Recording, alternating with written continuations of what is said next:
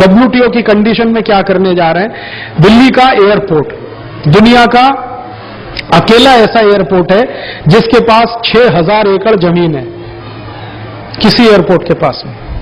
दुनिया का सबसे बड़ा एयरपोर्ट है सऊदी अरब में, जिद्दाह में, उनके पास भी इतनी जमीन नहीं, सिंगापुर के पास नहीं, अमेरिका के किसी एयरपोर्ट के पास इतनी जमीन नहीं, 6000 एकड़ जमीन है उनके पास।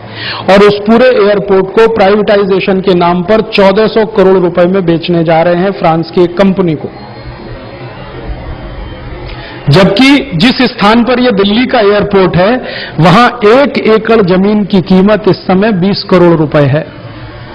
1 एकड़ जमीन की कीमत 20 करोड़ रुपए, जहां पर यह एयरपोर्ट है गुड़गांव दिल्ली के बीच में। 6000 एकड़ जमीन है, कितने का हो गया? 1,20,000 करोड़ की प्रॉपर्टी बेच रहे हैं 1400 करोड़ में। प्राइवेटाइजेशन के नाम पर यह हो रहा है। और इसका माहौल कैसे बनाया है? 2 साल से दिल्ली एयरपोर्ट के खिलाफ कैंपेन किया जा रहा है पूरे देश में, हमारे ही मंत्रियों के द्वारा। यहां के कर्मचारी निकम्मे हैं, ये इनएफिशिएंट है, ये ऐसा है, ये वैसा है, इसमें ये तकलीफ है, वो तकलीफ। अभी मैं थोड़े दिन पहले दिल्ली एयरपोर्ट पर एक सभा संबोधित करने गया, तो मैंने वहां के जनरल मैनेजर को कहा मुझे पूरा एयरपोर्ट घुमाओ। उन्होंने कहा क्या देखना चाहते हैं? मैंने कहा आपका एयर ट्रैफिक कंट्रोल जो टावर है ये मुझे देखना है। कहने लगे क्यों? मैंने कहा इससे अंदाजा लग जाएगा कि आपकी कीमत क्या है, आपकी ताकत क्या है, आपकी औकात क्या है।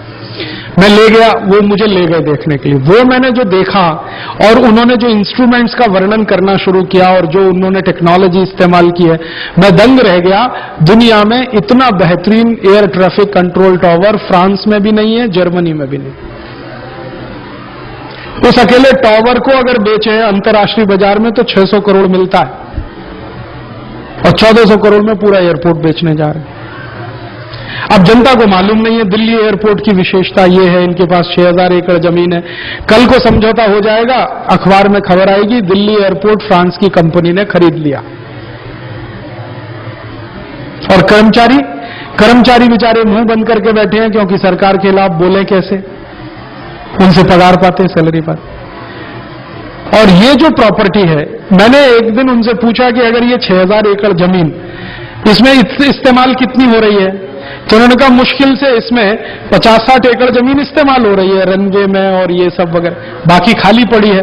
मैंने कहा इसमें खेती करना चालू कर दो तो साल का कम से कम 50-60 करोड़ का तो प्रोडक्शन यहां हो सकता है। तो उन्होंने कहा राजीव भाई खेती तो छोड़ो, हम यहां गोल्फ क्लब बना दें और उसमें एंट्री फीस रख दें तो साल का 1400 करोड़ तो हम इसी से कमा के दे सकते हैं सरकार को, गोल्फ कोर्स बना के।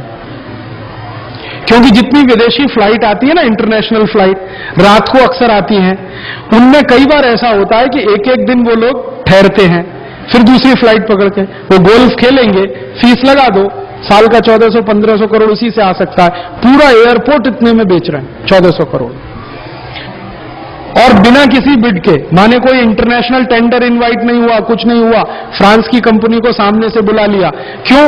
समझौता हो गया सरकार का, कुछ लेन देन हुआ होगा उसमें। अब एक दिल्ली एयरपोर्ट बिकेगा, फिर बंबई बिकेगा, फिर सब बिकेगा। ऐसे सरकार की माने बेईमानी और हरामखोरी में देश की संपत्ति बिक रही है प्राइवेटाइजेशन के नाम पर, ग्लोबलाइजेशन। अब जनता इसमें बगावत कर सकती है जब उसको पूरी बात मालूम हो। जब मुझे पता चला दिल्ली एयरपोर्ट की वास्तविकता, मैंने दिल्ली की 4-5 मीटिंगों में कह दिया, लोगों का खून उबल गया, जी कैसे कर सकते हैं, हम देखेंगे सरकार को।